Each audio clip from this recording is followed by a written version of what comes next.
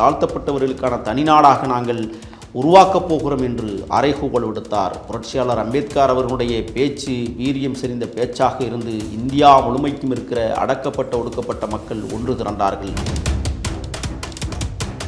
லட்சக்கணக்கிலே அவர் பின்னால் அணிவகுத்து திரண்டதை பார்த்த காந்தியும் காங்கிரசும் இனிமேலும் இதை இப்படியே விட்டுவிட்டால் இந்து மதம் தூள் தூளாகிவிடும் என்று கருதிய காந்தி அவர்கள் புரட்சியாளர் அம்பேத்கரை பலமுறை மரியாதைக்குரிய உள்துறை அமைச்சர் அமித்ஷா அவர்கள் புரட்சியாளர் அம்பேத்கரை அம்பேத்கர் அம்பேத்கர் அம்பேத்கர் என்று சொல்லுகிறார். கடவுளை பற்றி பேசியிருந்தால் அவர்கள் மோட்சத்திற்கு போகலாம் என்றெல்லாம். அன்றைய காலகட்டத்தில் நேரு பல்வேறு நடவடிக்கைகளில் எடுத்தார் என்றாலும் கூட நேரும் ஒரு காலகட்டத்தில் முரண்பட்டவராகவே தாழ்த்தப்படுத்தப்பட்ட மக்களுக்காக இருந்தார். புரட்சியாளர் அம்பேத்கர் அவர்கள் இந்து மதத்தில் இருப்பதை விட நாம் வெளியேறுவதுதான் மேலானது என்றும் அன்றைய முதல் வட்டமேசை மாநாட்டில் தமிழ்நாட்டைச் சேர்ந்த இரட்டமலை சீனிவாசன் அவர்களும் புரட்சியாளர் அம்பேத்கர் அவர்களும் அந்த மாநாட்டிலே கலந்து கொண்டு ஆங்கிலேய வல்லாதிக்க அதிகாரிகளிடம்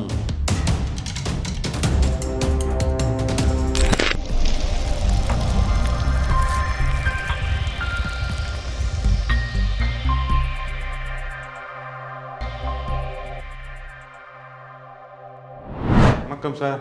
வணக்கம். எப்படி இருக்கீங்க? நலமாக இருக்கேன். இந்த சார், இது அம்பேத்கர் டாபிக் வந்து நாடு முழுக்க ஒரு பெரிய பேசு பொருளாக மாறிக்கிட்டு இருக்குது. ஆக்சுவலாக அமித்ஷா அவர் சொல்ல வந்த விஷயம் வேற, இவங்க வந்து எதிர்கட்சி அரசியல் பண்ணுறங்கிற பேரில் பண்ணுற விஷயங்களை எப்படி பார்க்குறீங்க? உலகில் இருக்கிற எல்லா கடவுள்களும் மதங்களும் மனிதனை உருவாக்கியதாகத்தான் பதிவு செய்யப்பட்டிருக்கிறது. இந்தியாவில் உருவாக்கிய இந்து மதம்தான் தலையிலிருந்து பிறந்தவன், காலிலிருந்து பிறந்தவன், தொடையிலிருந்து பிறந்தவன் என்றெல்லாம் பிரித்து பார்க்கிற ஒரு சூழலை பிற்காலத்து இந்துத்துவவாதிகள் உருவாக்கியதனுடைய பிரச்சனை தான் நேற்றைய தினம் பாராளுமன்றத்தில் நடத்திய நிகழ்வுகள். மரியாதைக்குரிய உள்துறை அமைச்சர் அமித்ஷா அவர்கள் புரட்சியாளர் அம்பேத்கரை அம்பேத்கர் அம்பேத்கர் அம்பேத்கர் என்று சொல்லுகிறார். கடவுளை பற்றி பேசியிருந்தால் அவர்கள் மோட்சத்திற்கு போகலாம் என்றெல்லாம் சொல்லுவதிலும் நாம் முரண்பட்டுத்தான் இருக்கிறோம். காரணம், அறிவியலை நம்புகிற உலகத்தில் இல்லாத ஒன்றை திணித்து நம்மிடத்திலே பரப்புவது என்பது ஏற்புடையதாக இருக்காது என்றுதான் நான் கருதுகிறேன். போராட்டங்களின் வடிவமே வரலாறாக மாறியிருக்கிறது என்பதுதான் நீண்ட நெடிய காலத்தினுடைய பொக்கிஷமாக நாம் பாதுகாத்து வைத்திருக்கிறோம். சுதந்திர இந்தியாவின் புதிய இந்தியாவை உருவாக்குவதற்கு பல தலைவர்கள் முயற்சித்திருக்கிறார்கள். சுதந்திர இந்தியாவிற்கு பிறகு ஒரு அரச கட்டமைப்பை உருவாக்குவதற்கு மனுநீதி அல்லாமல், மனு தர்மம் இல்லாமல், மனுஸ்மிருதி இல்லாமல், மனித மார்க்கத்தை மகத்துவம் சேர்க்கிற வகையில் உருவாக்கப்படுகிற சட்ட விதிகளை உள்ளடக்கிய ஒரு பெரும்பான்மை தலைவர்கள் பல்வேறு காலகட்டங்களில் முயன்றிருக்கிறார்கள். ஒரு காலத்தில் ராஜாராம் மோகன் ராய் போன்றவர்களெல்லாம் உடன்கட்டை ஏறுவதையே தடுத்து நிறுத்துவதற்கு தன் உயிரை பணயம் வைத்து சுதந்திர இந்தியாவில் போராடிய பெருந்தகையாளர்களை நாம் இந்த நேரத்தில் நினைவுபடுத்தி பார்ப்பது சரியானதாக இருக்கும் என்று நான் கருதுகிறேன். அடக்கப்பட்டவர்களுக்கும் அடக்குபவர்களுக்குமான ஒரு மிகப்பெரிய தத்துவ யுத்தம் நீண்ட நெடிய காலமாக தொடர்ந்து கொண்டிருக்கிறது. 1930 நவம்பர் 12 முதல் மட்டவேசை மாநாட்டில் காங்கிரஸ் பேரியக்கம் கலந்து கொள்ள மறுத்தது. காரணம், தீண்டத்தக்காதார்கள் என்று சொல்லக்கூடிய ஒரு தேசிய இனத்தினுடைய குழந்தைகளை புறந்தள்ளி பார்க்கிற ஒரு அவலச்சூழலில் காங்கிரஸ் பேரியக்கம் இரட்டை வாக்குரிமை திட்டத்தை எதிர்த்தே இந்த வட்டமேசை மாநாட்டில் கலந்து கொள்ளாமல் போனதும், அன்றைய முதல் வட்டமேசை மாநாட்டில் தமிழ்நாட்டைச் சேர்ந்த இரட்டமலை சீனிவாசன் அவர்களும் புரட்சியாளர் அம்பேத்கர் அவர்களும் அந்த மாநாட்டிலே கலந்து கொண்டு ஆங்கிலேய வல்லாதிக்க அதிகாரிகளிடம் வாதிட்ட முறைகள் இன்றைக்கும் வரலாற்று மகத்துவம் சேர்ப்பது தான். அனைவரும் சமம், அனைவருக்குமான நீதி, அனைவருக்குமான சமத்துவம், அனைவருக்குமான விடுதலை என்கிற தத்துவ கோட்பாட்டோடு உருவாக்கிய அரசமைப்பு சட்டத்தை உருவாக்குவதற்கு அன்றைய காலகட்டத்தில் நேரு பல்வேறு நடவடிக்கைகளில் எடுத்தார் என்றாலும் கூட நேரும் ஒரு காலகட்டத்தில் முரண்பட்டவராகவே தாழ்த்தப்படுத்தப்பட்ட மக்களுக்காக இருந்தார் என்பது வரலாற்று உண்மை. காந்தியடிகள் தலைமை பண்பாக அனைத்து சமூகத்தையும் ஒன்று சேர்த்து ஒரு சுதந்திர இந்தியாவை உருவாக்குவதற்கு போராடி கொண்டிருந்தாலும் கூட தாழ்த்தப்படுத்தப்பட்டவர்களுக்கான நியதிகளை மறுத்தார். இரட்டை குடியுரிமையும் மட்டுமல்ல, இரட்டை சுடுகாட்டு முறையும் இரட்டை குவளை முறைகளையும் இந்தியாவில் எல்லா இடங்களிலும் பரவி கிடக்கிறது. அது இந்து மதத்தில் இருக்கிற மிகப்பெரிய அந்த மனு தர்மத்தின் அல்லது மனுஸ்மிருதியினுடைய கோட்பாடுகள் விதைந்து கிடக்கிறது. ஆகையால் இந்த மனுஸ்மிருதி சட்டத்தை உடனடியாக அப்புறப்படுத்திவிட்டு புதிய இந்தியாவை உருவாக்குவதற்கு அரசமைப்பு சட்டத்தை நாம் பின்பற்ற வேண்டும் என்று கருதினார்கள். ஆனால் இவர்கள் அதற்கு பிறகு காந்தியும் இர்வினும் சேர்ந்து இந்த மகத்துவ சட்டத்தை உருவாக்குவதற்கு பின்னால் மிகப்பெரிய சதி வேலைகளை செய்தார்கள்.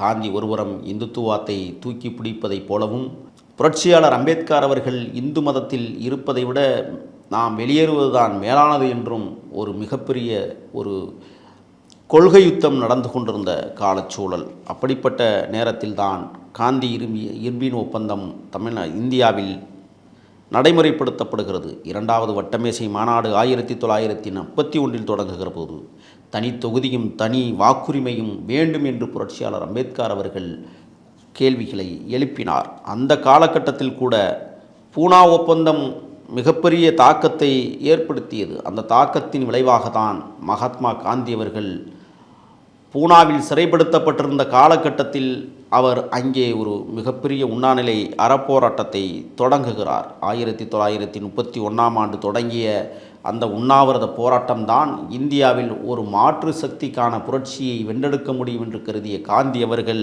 சாகுமறை உண்ணாநிலையை ஆரம்பிக்கிறார். தனி வாக்குரிமை, தனி தொகுதி என்றெல்லாம் பறைசாற்றுகிற நேரத்தில் காந்தி மிகப்பெரிய தடுப்பவனாக இருந்து இந்து மதத்தை ஒழிப்பதற்கான நடவடிக்கைகளை புரட்சியாளர் அம்பேத்கர் அவர்கள் மேற்கொண்டிருக்கிறார் என்று கருதிய காரணத்தால் உண்ணாவிரதம் தொடர்கிறது.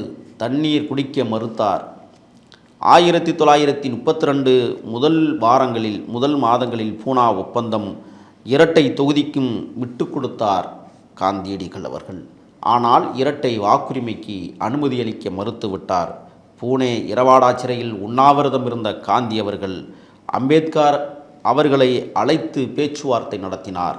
அந்த பேச்சின் ஊடாக இரட்டை தனி வாக்குரிமை இல்லை, ஆனால் தனித்தொகுதிக்கும் அரசாங்க உத்தியோகத்தில் பணி செய்பவர்கள் அனைவரும் சமமாக பாவிக்கப்பட வேண்டும் என்றெல்லாம் ஒரு புதிய சட்ட விதிகளை உருவாக்கி அம்பேத்கர் அவர்கள் இனிமேல் நாங்கள் இந்துக்கள் அல்ல, இந்துக்கள் என்கிற அந்த போர்வையில் ஒளிந்திருக்க மாட்டோம் என்று கருதிய போது காங்கிரஸும் காந்தியும் இணைந்து கொண்டு மிகப்பெரிய வன்முறையை தாழ்த்தப்படுத்தப்பட்டவர்கள் மீது திணித்தார்கள்.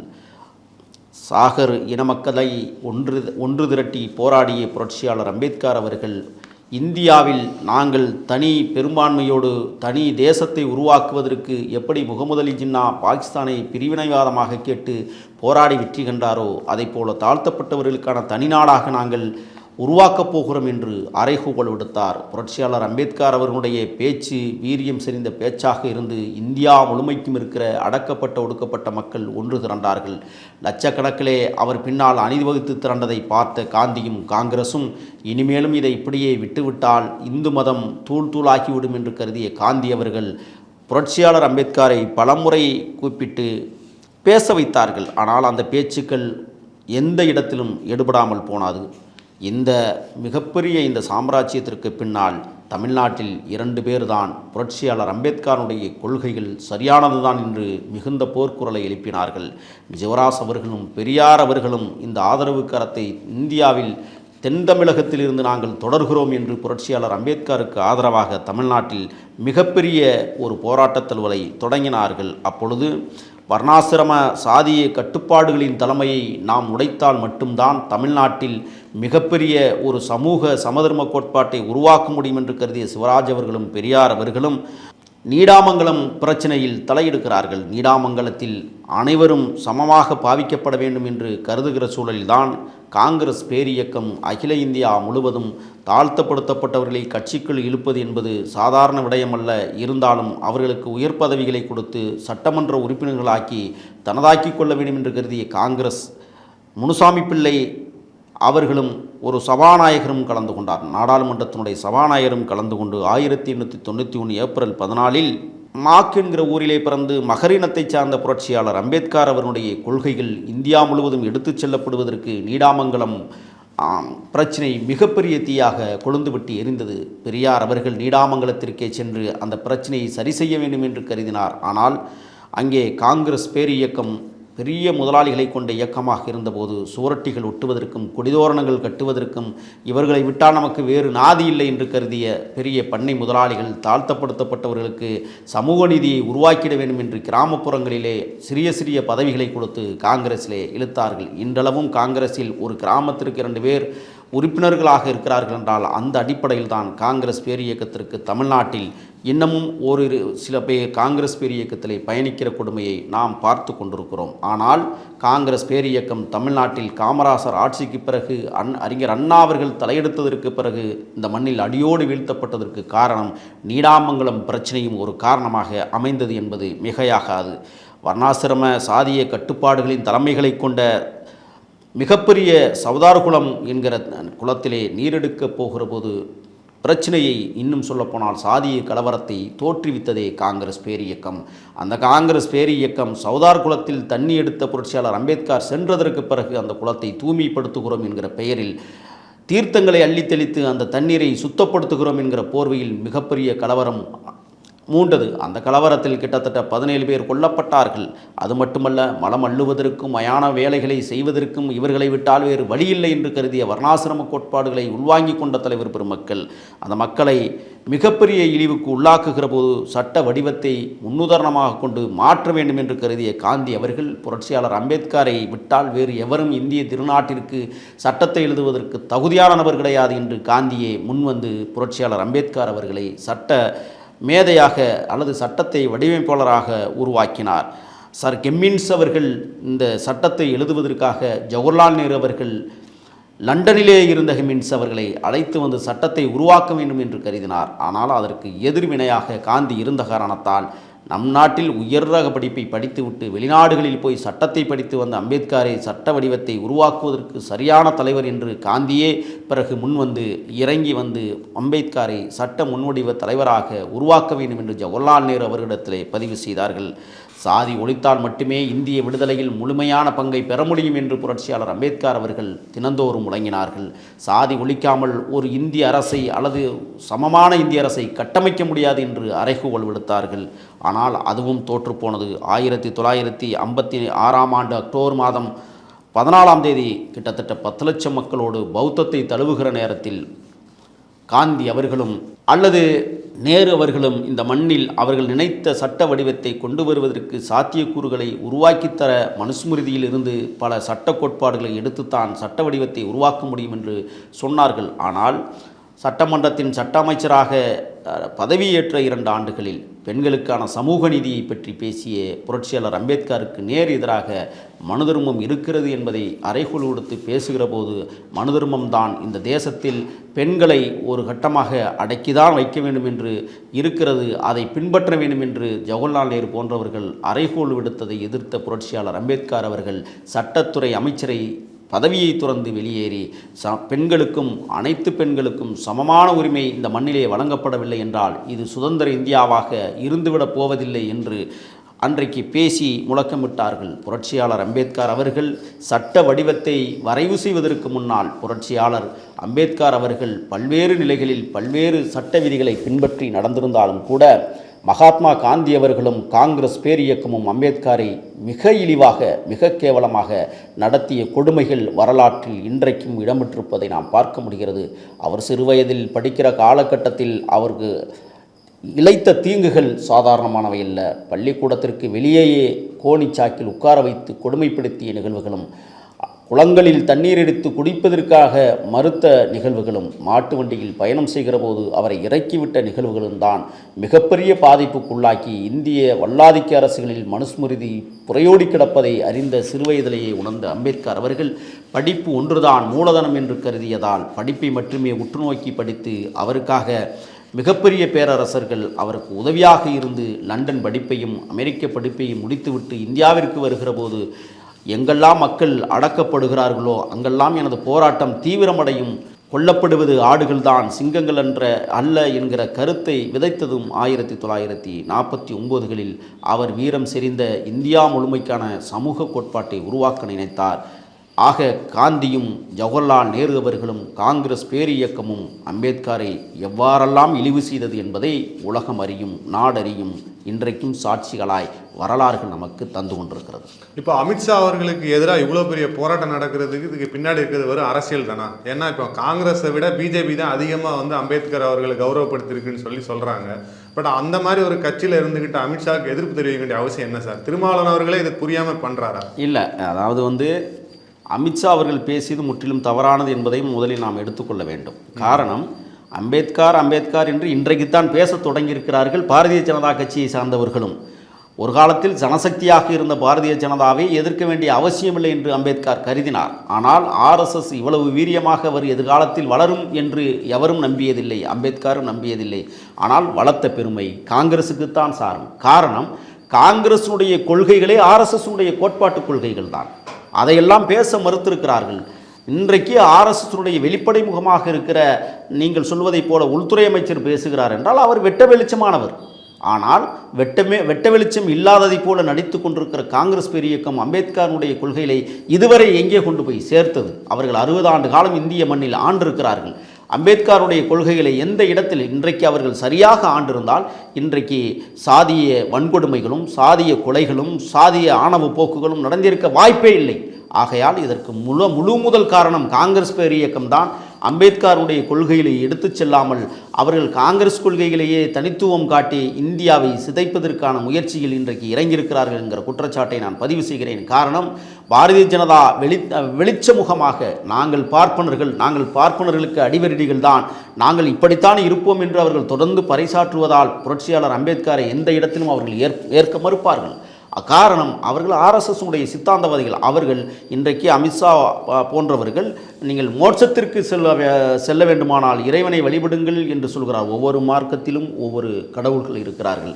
இந்து மதத்தில் மட்டும்தான் பல கடவுள்கள் இருக்கிறது. இந்த பல கடவுள்களை நாம் வேண்டினால் மோட்சத்திற்கு செல்வோம் என்று இவர்கள் அறிவிப்பார்களே. ஆனால் இஸ்லாம் மதமும் கிறித்துவ மதமும் அப்படித்தான் சொல்லும். அவரவர் கடவுளின் நிலைப்பாட்டில் இருந்து அவரவர்களை வணங்கினால் அவர்கள் சொல்லுவார்கள் மோட்சம் என்கிற பெயரில் வெவ்வேறு பெயர்களை கொண்டு அழைப்பார்கள். நான் என்ன கேட்கிறேன் என்றால், மோட்சம் எங்கே இருக்கிறது, எவ்வாறு இருக்கிறது, எப்படி இருக்கிறது என்கிற அறிவுபூர்வமான சிந்தனை கேள்விகளை நாம் கேட்டால் நம் இதை வழக்கு தொடுப்பார்கள். காரணம், இந்த இந்திய அரசமைப்பு சட்டத்தின் ஓட்டைகளை அல்லது பிழைகளை எடுத்துக்கொண்டு இவர்கள் பல்வேறு நிலைகளில் இந்துத்துவ கொள்கைகளோடு மக்களை சிதைக்கிற முயற்சியை தொடர்ந்து செய்து கொண்டிருக்கிறார்கள். அமித்ஷா பேசியது குற்றம் என்றாலும், மோட்சம் என்பது குற்றம் என்றாலும், அம்பேத்கர் என்கிற அந்த முழக்கங்களை எழுப்புவதற்கு பதிலாக ஜெய் பீம் என்று இன்றைக்கு உலக நாடுகள் முழங்கியிருந்தால் ஒற்றுமை சிதைக்க வாய்ப்பே இல்லை. ஆனால் இவர்கள் அம்பேத்கரை ஒரு கருப்பொருளாக வைத்துக்கொண்டு கபட நாடகம் ஆடுகிற இடத்தில் காங்கிரசும் பாரதிய ஜனதாவும் இன்றைக்கு இந்திய மண்ணை சீரழித்துக் கொண்டிருப்பதை பார்க்க முடிகிறது. ஆனால் இப்போ ஆர்எஸ்எஸோட சாகாக்கெல்லாம் அம்பேத்கர் அவர்கள் போயிருக்காரு, அவர் போய் பாராட்டிருக்காரு அப்படிங்கிற செய்திகள்லாம் வருது சார். இல்லை, இன்னைக்கு ஓட்டு அரசியலுக்காக பாரதிய ஜனதாவும் பாராட்டும், காங்கிரஸும் பாராட்டும். 11 ஆண்டு காலம் வனவாசம் போயிருக்கிற காங்கிரஸ் பேரியக்கம் வேறு வழியில்லை. இன்றைக்கு அம்பேத்கரை தூக்கி பிடித்தால் மட்டும்தான் நாம் இன்றைக்கு ஒரு அடுத்த அரசியலை நாம் எதிர்நோக்க முடியும் என்று நம்பியதால் அமித்ஷாவுடைய அந்த குரல் அவர்களுக்கு சாதகமாக அமைந்துவிட்டது. ஆகையால் இந்திய பாராளுமன்றம் இன்றைக்கு கபலீகரம் செய்யப்பட்டிருக்கிறது, கலவரம் தொடங்கியிருக்கிறது என்றால் இதற்கு முழுமுதற் காரணமே காங்கிரஸ் பேரியக்கம் தான். காங்கிரஸ் தான் அம்பேத்கரை தூக்கி பிடிக்க இந்த இந்தியாவில் எத்தனை இடங்களில் புரட்சியாளர் அம்பேத்கருடைய சிலைகள் இன்றைக்கும் கூண்டுக்குள் நிறுத்தப்படுகிறார் என்கிற செய்தியை நாம் தெரிந்து கொள்ள வேண்டும். அதனால் இந்த கூண்டுக்குள் அம்பேத்கர் சிலை உருவாக்கப்பட்டிருக்கிறது. இந்த சட்டத்தை வடிவமைத்த இந்திய பேராண்மை மிக்க தலைவர் அம்பேத்கர் அவர்கள் வெட்ட வெளியில் நின்று நீதி கேட்கிற அந்த விரலை நீட்டி சொல்லுகிற அந்த வாக்கியம் அமைந்த இந்த சிலைகள் ஏன் இன்றைக்கு கம்பிக்கூண்டுக்குள் அடைபட்டு கிடக்கிறது என்றால் இதற்கு முழுமுதற் காரணமே காங்கிரஸ் பேரியக்கம் தான். காங்கிரஸ் தான் புரட்சியாளர் அம்பேத்கரை மிக இழிவான இருட்டடிப்பு நிலையில் நடந்து கொண்டிருக்கிறது என்பது உலகம் அறிந்த வரலாறு. ஆமாம், இப்போ பார்த்தீங்கன்னா நேரு உயிரோடு இருக்கும்போது அவருக்கு பாரத ரத்னா கொடுத்துக்கிட்டாரு, அவருக்கு அவரே கொடுத்துக்கிட்டாரு. இந்திரா காந்திக்கு அதே மாதிரி தான் கொடுக்கப்பட்டது. ராஜீவ்காந்தி அவர்களுக்கும் அவர்களை ஆட்சியில் கொடுத்தது. ஆனால் இந்த காங்கிரஸ் ஆட்சி செய்த 50 ஆண்டு காலத்தில் அம்பேத்கருக்கு எந்த விதமான ஒரு பாரத ரத்னா விருது கொடுத்தும் கௌரவம் பண்ணல. பட் விபி சிங் காலத்தில் தான், அதுவும் பாஜக கூட்டணியில் இருக்கும்போது தான் விபி சிங் ஆட்சி காலத்தில் தான் அம்பேத்கர் அவர்களுக்கு பாரத ரத்னா கொடுக்கப்பட்டது. அவங்க என்ன சொன்னாங்கன்னா, அம்பேத்கரை கௌரவப்படுத்தினது நாங்கள் தான், இங்கே ஓட்டு அரசியலுங்கிறது இப்போ தான், அப்போவே நாங்கள் 1980 நாங்கள் தான் கௌரவப்படுத்திருக்கோம், காங்கிரஸ் என்ன செஞ்சுது அப்படின்னு கேட்குறாங்க. இல்லை, காங்கிரஸ் நான் கேட்குறேன், இன்றைக்கி எத்தனையோ இந்தியா முழுமைக்கும் இரட்டை சுடுகாட்டு முறை ஒரு கிராமம் என்பது 2 தனிப்பிரிவாக இருப்பதற்கு யார் காரணம்? காங்கிரஸ் பேர் இயக்கம் 60 ஆண்டு காலம் இந்த மண்ணில் ஆண்டிருக்கிறது என்றால் ஏன் அதை அவர்கள் இதுவரை உடைக்கவில்லை? ஆக சேரி ஒரு உரமும் ஊர் ஒரு உரமும் இருக்கிறது.